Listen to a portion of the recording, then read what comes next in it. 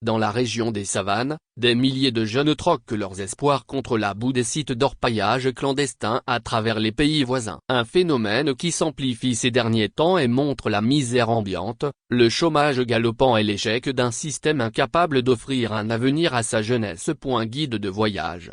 Au milieu d'une eau boueuse leur montant jusqu'aux jambes, des coups de pelle brisent la terre détrempée, aussitôt tamisée à la surface. Deux jeunes femmes, dont l'une est mère d'un enfant d'à peine 2 ans qui erre dans les environs, fouillent désespérément la boue à la recherche de quelques cristaux d'or.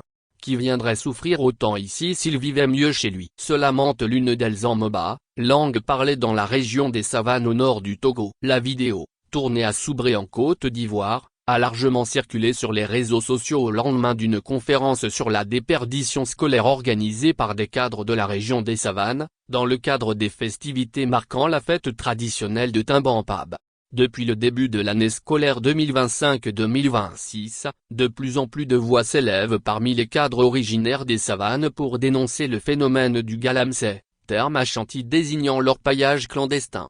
Pour eux, il s'agit d'une aventure sans lendemain qui risque de priver la région de cadres dans les prochaines décennies, au regard de l'abandon scolaire massif observé dans les établissements scolaires. Si cette inquiétude paraît légitime, la question essentielle demeure: comment en est-on arrivé là? Une rue est révélatrice d'une misère généralisée. Les chiffres font froid dans le dos. Selon des sources officielles, le lycée de Biancouri, commune de Saint-Cassé-2, a perdu près de la moitié de son effectif en un an. De 1023 élèves l'an dernier, il est passé à 562 à la rentrée de cette année.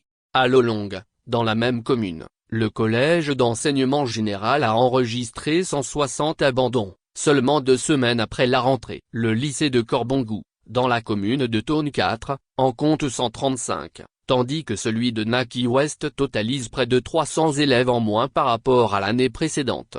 Si ces chiffres sont facilement vérifiables dans le système scolaire, ils le sont beaucoup moins lorsqu'il s'agit des jeunes diplômés sans emploi ou des non scolarisés. Le phénomène touche aussi de jeunes mères et des mineurs qui prennent chaque jour le chemin périlleux de l'aventure vers le Ghana, le Mali, le Sénégal, la Côte d'Ivoire ou la Guinée.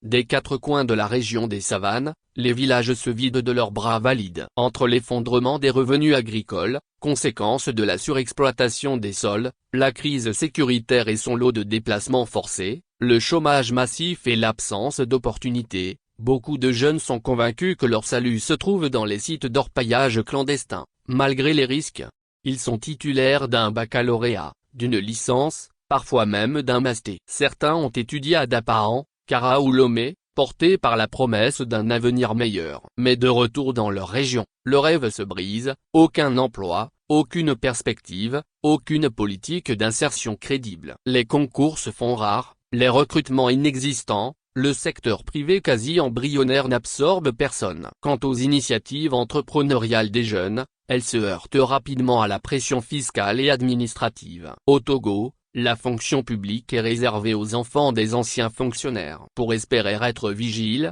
il faut avoir un parent qui y a travaillé. Nous avons hérité l'agriculture de nos parents, mais aujourd'hui il n'y a plus assez de terre pour cultiver, s'indigne Émile Sandjoa, titulaire d'une licence en sciences de la vie et de la terre.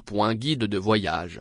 Sur les réseaux sociaux, les témoignages sont sans appel. Après l'obtention de nos diplômes, nous sommes là. Même un concours du niveau BEPC, on n'en trouve pas. L'âge avance, le désespoir s'installe. Nos petits frères, craignant de vivre le même sort, ne peuvent pas rester à l'école. C'est ce qui les pousse vers les sites d'orpaillage. Il vaut mieux braver les risques dans les mines d'or que de rester les bras croisés pendant que nos parents, qui ont vendu leurs biens pour payer notre scolarité, meurent de chagrin, écrit Wilson Pipo, actuellement sur un site minier en Guinée. À défaut d'opportunités réelles, l'orpaillage clandestin apparaît comme une échappatoire, malgré son caractère dangereux et illégal. Pour Flore, titulaire d'un master en statistique et ancien conducteur de taxi-moto à Dapahan, là-bas, au moins, subsiste l'espoir, fragile, de revenir avec quelques grammes d'or, de quoi survivre et préserver une dignité mise à rude épreuve. Grâce à cette activité, j'ai pu construire une maison pour mes parents. Ce que tentent de dissimuler les cadres de la région. Officiellement, autorités éducatives et cadres des savanes se disent préoccupés par la situation. Déclaration prudente, communication de circonstances, réunion ponctuelle. mais jamais de remise en cause sérieuse des causes profondes du mal. Le phénomène est présenté comme une simple dérive sociale, rarement comme le symptôme d'un échec structurel. Car les véritables raisons sont soigneusement évitées. La première est le manque criant de perspective. L'école togolaise reste désuète, avec des programmes largement inadaptés aux besoins réels du marché de l'emploi. On forme des diplômés sans débouchés, livrés à eux-mêmes une fois les études achevées. À cela s'ajoutent, dans les savanes, les conséquences de la crise sécuritaire et l'échec des politiques publiques censées créer de l'emploi et retenir la jeunesse. Le secteur agricole, pilier de l'économie locale, est lui aussi abandonné. Le maraîchage manque de tout, pas de ZAP réellement fonctionnel, aucune politique de maîtrise de l'eau, aucune stratégie de commercialisation pour protéger les producteurs. Les céréaliers, quant à eux, sont asphyxiés par les restrictions sur l'exportation des produits vivriers, provoquant l'effondrement des prix, la chute des revenus et l'endettement massif des paysans.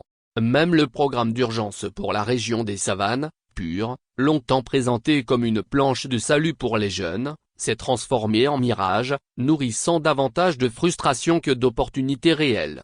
À force de masquer ces réalités, les autorités entretiennent une illusion. Pourtant, la vérité est là, sous les yeux de tous, les politiques ont échoué, et c'est cette faillite qui pousse la jeunesse des savanes vers l'orpaillage comme ultime recours. Lorsque des jeunes pourtant formés choisissent la boue et les risques au détriment de leur diplôme, c'est tout un modèle de développement qui s'effondre. La ruée vers les mines d'or dans la sous-région n'est ni une fatalité ni un appât du gain facile, comme certains tentent de le faire croire. Elle est le résultat de l'abandon prolongé d'une région reconnue comme la plus pauvre du pays, aussi bien par les politiques que par les ONG.